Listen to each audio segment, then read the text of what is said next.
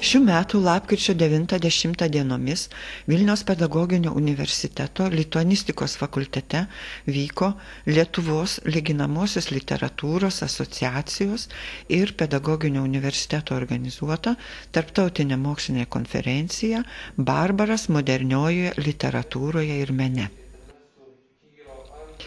Įžanginį žodį tarė Lietuvos lyginamosios literatūros asociacijos kolegijos pirmininkė, pedagoginio universiteto docentė Nijolė Kašelionienė. Gerbiami kolegos ir svečiai, labai smagu visus matyti, susirinkusius į tarptautinę konferenciją, tokią intriguojančią temą.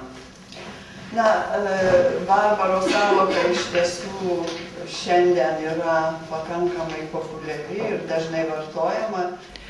Ji pažymėjo, kad konferencija skirta aktualioms Europos tautų problemoms svarstyti, istoriškai susikloščiusių centrinių literatūrų santykiams su periferinėmis literatūromis aptarti, barbaro vaidmeniui tų santykių kontekste išryškinti ir barbarybės sampratai istorijos bėgyje bei šiandienos kultūroje pagilinti.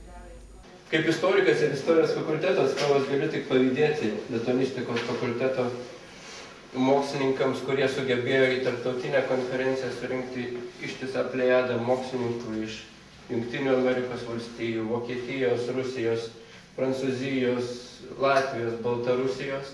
Ir tikrai... Istorikas, pedagoginio universiteto tarptautinių ryšių skyriaus vedėjas, docentas Žydrūnas Mačiukas, apžvelgė barbaro traktuotę tradicinėje istoriografijoje, išryškindamas imperinio arba religinio požiūrio dominantę. Литовцы предстают источником угрозы опасности, ассоциируются с враждебностью, агрессивными намерениями, негативно маркированной деятельностью. Plenariniuose pranešimuose profesorius Pavelas Lavrinėts, profesorius Algis Kalėda, docentė Nijolė Kašelionienė gyvai aptarė rusų, lenkų, prancūzų literatūrose ilgą laiką vyravusi lietuvio barbaro topą, o Minesotos profesorius iš Jungtinių Amerikos valstijų, akcentuodamas didžiausią 20 amžiaus barbarybės apraišką fašizmą, iškėlė klausimą, ar dar galima kurti poeziją po Aušvico. Barbaric balladry, Adorno, and the status of writing poetry after Auschwitz. Toliau darbas vyko sekcijose.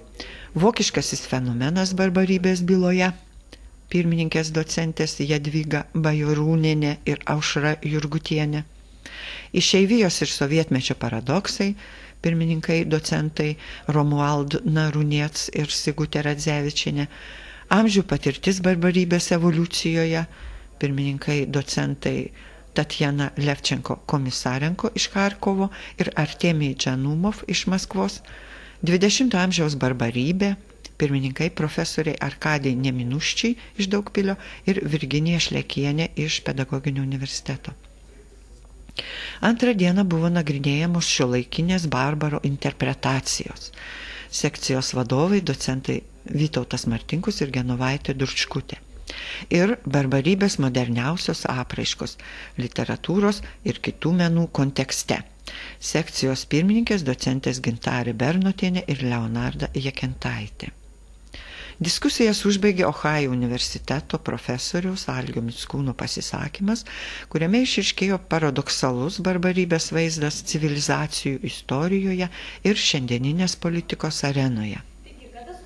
Konferencijos metu atsiskleidė dvejopas barbarybės vertinimas moderniojoje kultūroje, kaip jėgos gebančios keisti nusistovėjusias normas ir destrukcinės galios, originaliai interpretuojant filosofijos, sociologijos bei šiuolaikinio meno, kino, dailės faktus.